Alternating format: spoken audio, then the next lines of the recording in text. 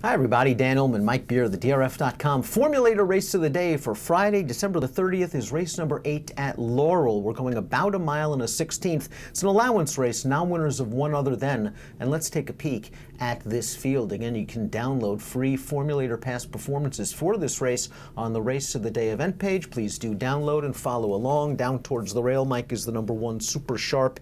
8-5 on the morning line. Super Sharp finished ahead of 3 of these most recently, earned a 76 Beyer speed figure.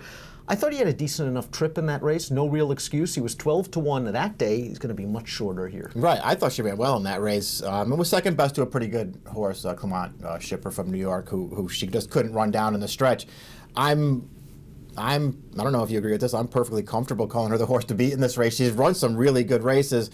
My one little problem with her, and the reason that I don't really want to bet her at a short price is I'm not sure how far she really wants to go. I don't really feel like getting an extra 16th of a mile and another turn to work with here. I don't know how much that really helps this horse. This is the first time for her going 2 turns on dirt. She's tried it on turf without much success. I kind of agree with you. Also, her much better record on a wet track than on a dry. 1 for 12 lifetime on fast going, although that last race was on fast, albeit in an off-the-turf race. She ran fine in that race. And I do like she has an inside post, too, because this race starts right on the turn, basically. She has the one race there at Pimlico back in May, another off-the-turf race. That's the race that really bothers me about her going this far, because she got absolutely loose on the lead in there. She looked home free in the stretch, and I think the only reason that she lost is because she didn't really want to go that far, and she got run down at the end. Now, the number 2, Bay Run, is 15-1 on the morning line. Bay Rum is only 1 for 23, but in Bay Rum's most recent appearance, she actually finished ahead of Super Sharp, which I agree with you, Super Sharp is the horse to beat. She doesn't exactly have to win. I think that's why we picked Super Sharp second in here. We're going to try to find value elsewhere. I couldn't go with Bay Rum based on the 1 for 23 record. Yeah. The last race sprinting was okay. Yeah, it was. She certainly ran fine last time. She's just a pretty hard sell in this race. Shinkansen is the number 3. This is a 3-year-old filly. It's got a little bit of upside potential, but she was no match for Super Sharp last time out, and she was 54-1 that day. Yeah. She was very, very wide on the turn. She tried to get into it with a 5-wide bid. She got herded out a little bit. She ran okay, and she's slowly improving, but I'm not sure she's ready to upend Super Sharp today. Yeah, I don't think so. I actually took a really long look at her. I spent an awful lot of time trying to make her in this race, because I thought she was a little interesting, lightly raced. She has really good tactical speed, so I think she can be closer this time than she was last time when she had to come wide from out of it. I just don't really love any of her races. You like the 4, Balmer on a little bit. This is a horse that earned a fig 2 starts back. The only time she stretched out around 2 turns recently. As a matter of fact, she's 2 for 2 lifetime around 2 turns. Last time out, the trip just certainly didn't work out. She could be kind of loose on the lead here. Yeah, maybe she just had to work a little too hard to get to the front last time. Outside post, she was 5 wide up the backstretch before she finally cleared it into the turn. And listen, she was no match for the top 2 finishers there when they came to challenge her. But I'm just hoping in this race she can just, maybe she has an easier time of it, clear into the front this time. If she can get comfortable on the lead, we saw 2 starts back. I mean, she smashed that field once she got comfortable on the lead up the backstretch. Number 5 is Victory Square, 55 Beyer speed figure, 2 starts back. That's the best she's done recently, and it still pales in comparison to some of the main contenders in our Friday race of the day. Last time out, 2-turn sprint at Charlestown. She didn't run very well. She's a bit of a long shot here. Yeah, her races just aren't fast, although I guess you could argue she's in pretty good form right now.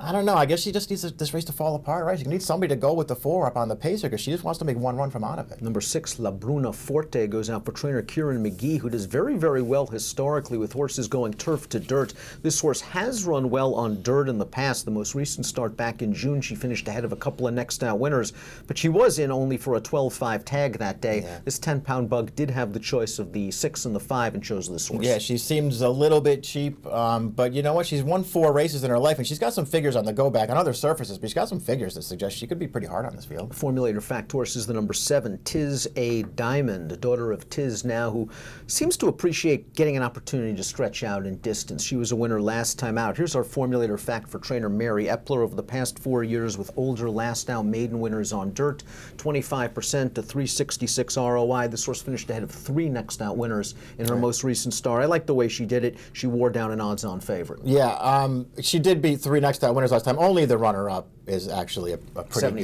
good horse. That horse looks okay to me. I guess the only question that I had with it was Set to Dance, who was 2-5 in there. I feel like she doesn't really want to go there. She's very lightly raced. She won her next start when they cut her back in distance. I think that's what she really wants to do. But this horse ran fine in that race. So the 2 Epler horses, I'd rather have this one. Sweet Sandy's the number 8. Buyers are going the wrong way. She might be more of a turf horse at this point in her career. Last time out, no match behind Super Sharp. That was her first start off a little bit of a layoff. At least this distance is going to be okay. I wonder if she kind of needs a big pace to set her up, though. I thought she did, too, and I just think she's a better turf horse. All right, let's see what you like in here, Mike. It's an interesting race from a pace standpoint because Super Sharp from the inside we know can be forward, but I think they're very comfortable with her rating from off of the pace. I don't think it's going to be on the lead at all costs. So you want a horse that can be up close. Your top pick fits the bill. Yeah, let's hope the number 4, Balmer Hunt, can clear the lead in here. I do get that Super Sharp could make that tough for her if she decides to secure the rail, but I'm just hoping the 4 clears to the lead. I'm going to go with the 7, Tis a Diamond. I like that Mary Epler claimed this horse for 25. This was a horse that for some reason Ralph Nix and Cathal Lynch, despite this horse being by Tiz now, never stretched him out. It seemed that Mary Epler, after claiming this horse, wanted to make a concerted effort to stretch out. And the 3 races on dirt going a round of ground, they've all been solid. I like the way she won last time out, and it appears she's got a little bit of tactical speed, perhaps to sit just off of your horse. You're going 4-1-7. I'm going 7-1-3 in race number 8 at Laurel on Friday. And if you're playing the Laurel card from home, here's how we'd love you to do it. DRF Bets, $100 worth of free bets, $100 sign-up bonus. When you go to drfbets.com/free bet, you'll learn how to get another $25 free bet just for signing up. Approximate post time for race number 8 at Laurel is 4 o'clock Eastern on Friday. Good luck.